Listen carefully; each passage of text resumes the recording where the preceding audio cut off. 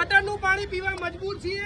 અહીંયા ભાજપની સરકાર ગુજરાતમાં છે, કોર્પોરેટર ભાજપના, સેન્ટ્રલમાં ભાજપની સરકાર, ટ્રિપલ એન્જિનની સરકાર, અને આવું પાણી પીવડાવે છે।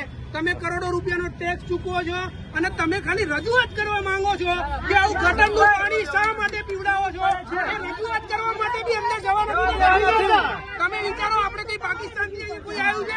આ બધા ગુજરાતના લોકો છે, એમ છતાં રજૂઆત નથી કરવા દેતા। આપણે કોઈ વિરોધ નથી કરવાનો, અમારો હક છે, રજૂઆત કરવી અમારો હક છે। તમે રોકી શકો? એમનું એવું કેવું છે કે પોતે ભાજપમાં માને છે, કટ્ટર ભાજપમાં વોટ આપવા વાળા છે, એમનું કામ નથી થતું ને એમને આમ આદમી પાર્ટીનો સહારો લેવો પડે, એવું એમનું કેવું છે।